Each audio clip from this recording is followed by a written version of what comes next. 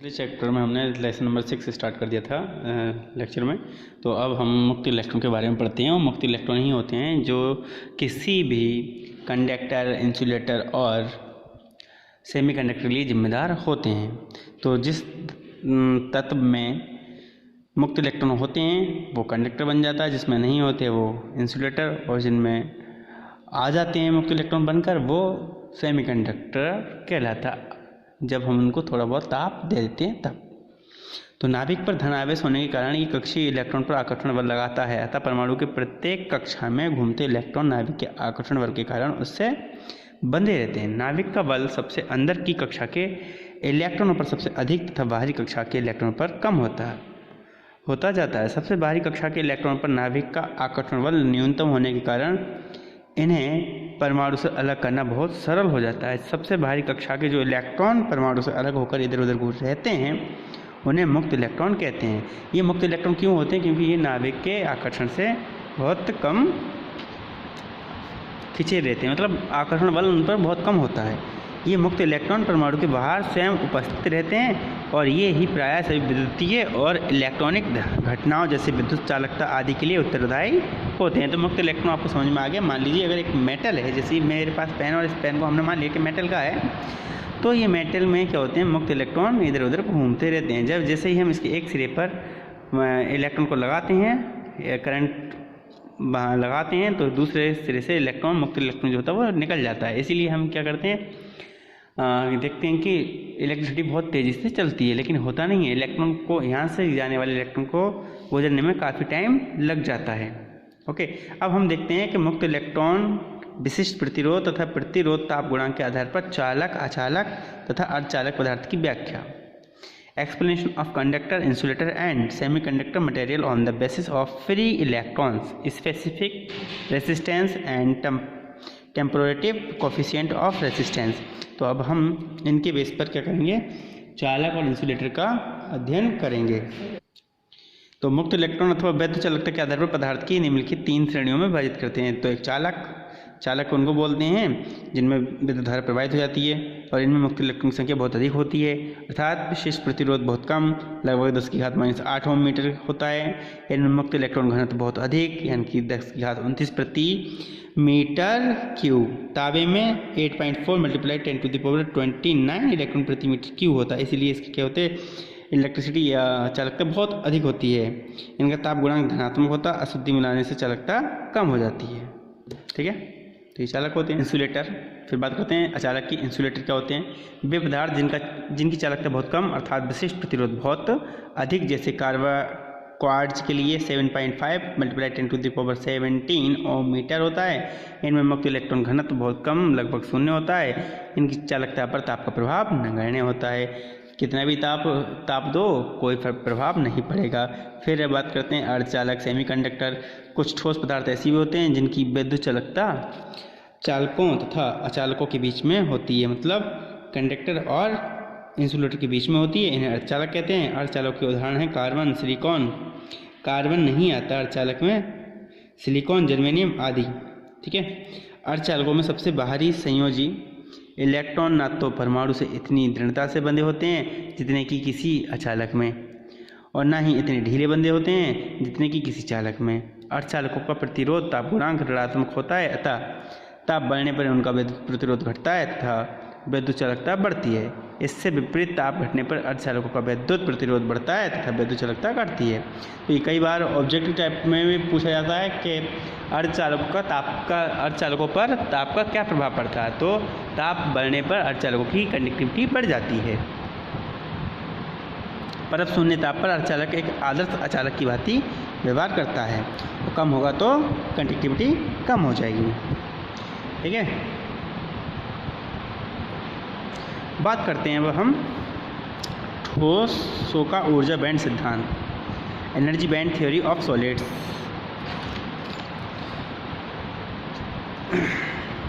Bohr के परमाणु model के अनुसार इलेक्ट्रॉन निश्चित ऊर्जा वाली कक्षाओं में ही चक्कर लगाते हैं, अर्थात किसी अलग किए गए एकल परमाणु के किसी भी कक्ष या उपकक्ष में इलेक्ट्रॉन की एक निश्चित ऊर्जा होती है। इन कक्षाओं को ऊर्जा स्तर कहते हैं। जब असंख्य परमाणु परस्पर बंध बनाकर ठोस क्रिस्टल पदार्थ का रूप लेते हैं तब ठोस पदार्थ के किसी इलेक्ट्रॉन की ऊर्जा 6.5 में प्रदर्शित ऊर्जा स्तरों से नहीं दर्शाई जा सकती। वास्तव में जब बहुत अधिक परमाणु परस्पर अत्यधिक पास आकर क्रिस्टल की संरचना करते हैं तो ये परमाणु एक दूसरे पर अन्योन्य प्रभाव डालते हैं। इस परमाणुीय अंतःक्रिया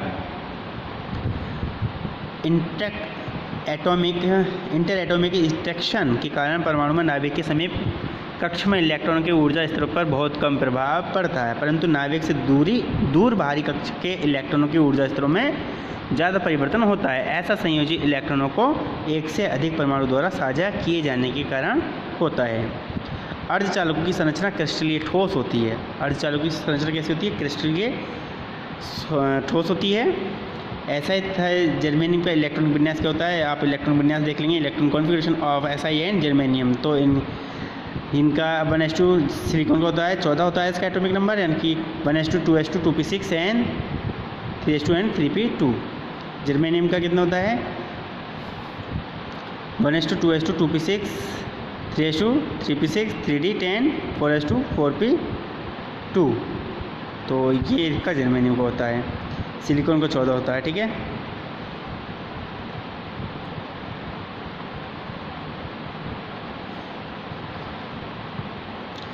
ऊर्जा स्तरों में होने वाले परिवर्तन को समझने के लिए SI का उदाहरण ले लेते हैं। SI मतलब सिलिकॉन।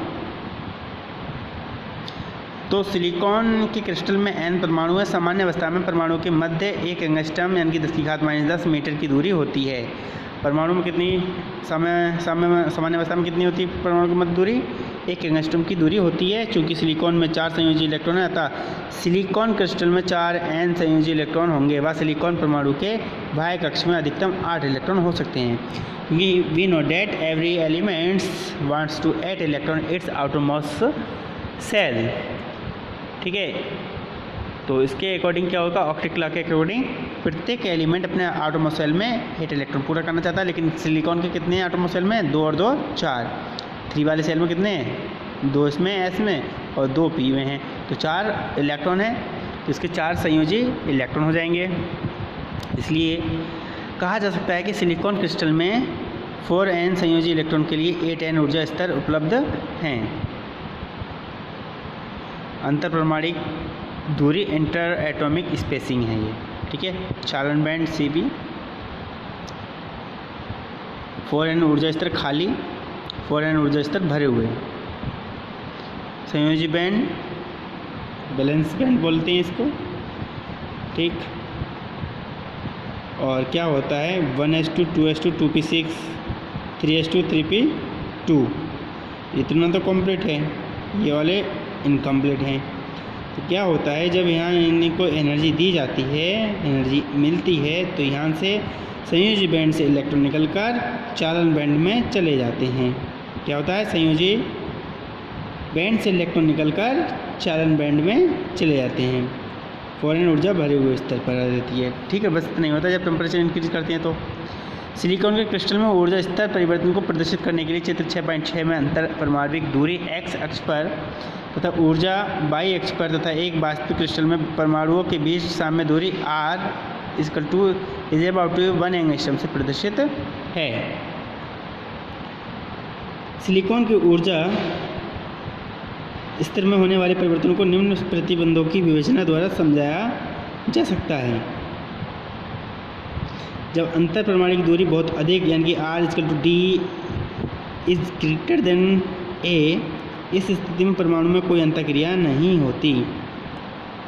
ठीक है, इनमें क्या होती है? कोई अंतःक्रिया नहीं होती तथा प्रत्येक परमाणु स्वतंत्र परमाणु जैसा व्यवहार करता है। N परमाणु में से प्रत्येक परमाणु के अपने स्पष्ट ऊर्जा स्तर है। जब अंतर परमाणुक दूरी R D से कम परंतु C से अधिक, तो C is less than R is less than D। इस स्थिति में ऊर्जा स्तरों में कोई परिवर्तन दिखाई नहीं देता, यानी कि यहाँ पर भी कोई एनर्जी परिवर्तन नहीं दिखाई देगा। ये क्या है? BCD अंतर परमाणुक दूरी है। जब अंतर परमाणुक दूरी r c के बराबर है, यानी कि r=c, इस स्थिति में इलेक्ट्रॉनों के ऊर्जा स्तर 3s 3p में परिवर्तन प्रारंभ हो जाता है, जबकि नाभिक के समीप वाले इलेक्ट्रॉनों यानी कि 1s2 2s2 2p के ऊर्जा स्तरों में परिवर्तन नहीं होता। जब अंतर परमाणुक दूरी r b तथा c के मध्य है, b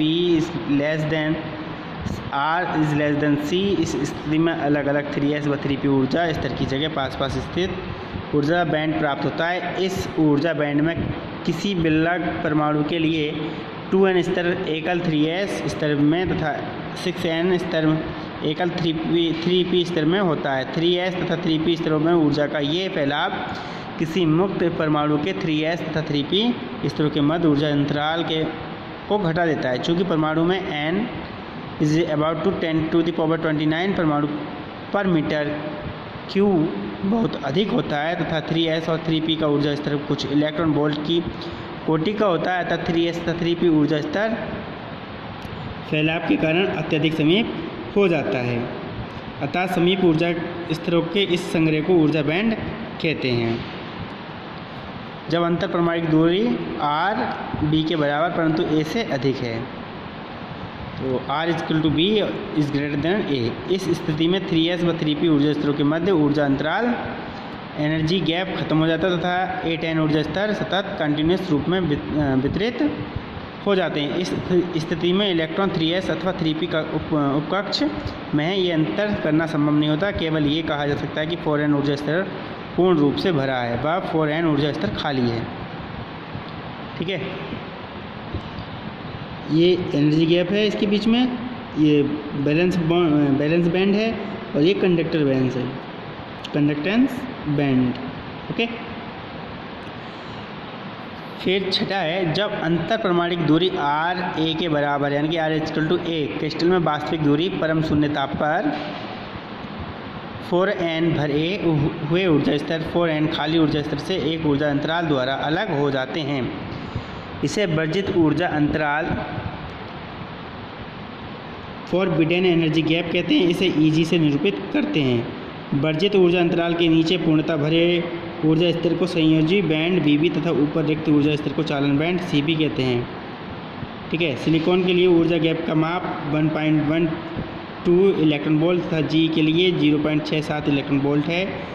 चालन बैंड में कक्षों का आकार बड़ा होता है। चालन बैंड में आए हुए इलेक्ट्रॉन पर नाभिक के धनावेश के कारण आकर्षण बल लगभग नगण्य होता है। ये ठोस पदार्थ में यत्र तत्र भ्रमण करता रहता है। यही कारण है कि चालन बैंड के इलेक्ट्रॉनों को मुक्त इलेक्ट्रॉन कहा जाता है। तो देखिए, Cb में जो भी इलेक्ट्रॉन जाएगा वो क्या कहलाएगा? मुक्त इलेक्ट्रॉन कहलाएगा, और बैलेंस बैंड में रहेगा उसको हम फ्री इलेक्ट्रॉन नहीं कह सकते। बात करते हैं चालन बैंड, वर्जित ऊर्जा अंतराल तथा संयोजी बैंड क्या होता है। तो conduction band, forbidden energy gap band and valence band. तो 6.7 के अनुसार ये है, ये बैंड है और ये बैंड है। ठीक है, मतलब इसको हम बोलेंगे बैलेंस बैंड, इसको बोलेंगे फॉरबिडेन बैंड, इसको बोलेंगे CBN की कंडक्शन बैंड।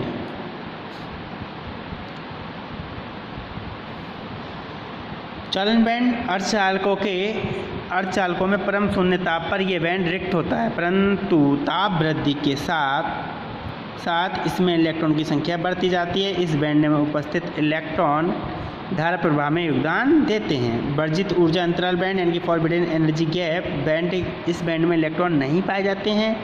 ये बैंड पूर्णतः खाली होता है। वह न्यूनतम ऊर्जा जो इलेक्ट्रॉन को संयोजी बैंड से चालन बैंड में स्थानांतरण के लिए आवश्यक होती है, बैंड अंतराल यानी कि बैंड गैप Eg या डेल्टा Eg कहलाती है, तथा Eg=EC - EB होता है। चालक के लिए Eg बराबर 0 तथा अचालकों के लिए Eg is greater than 5 electron volt. संयोजी बैंड, बैलेंस बैंड, यह अधिकतम ऊर्जा का वह बैंड है जिसमें इलेक्ट्रॉन सदैव उपस्थित रहते हैं। इस बैंड में परमाणु के बाह्यतम कक्ष के इलेक्ट्रॉन होते हैं जो बंध बनाने में भाग लेते हैं। इस बैंड में उपस्थित इलेक्ट्रॉन धारा प्रवाह में भाग नहीं लेते। बैलेंस बैंड वाले इलेक्ट्रॉन धारा प्रवाह में भाग नहीं लेते। आज के लेक्चर में बस इतना ही। थैंक यू, जय हिंद।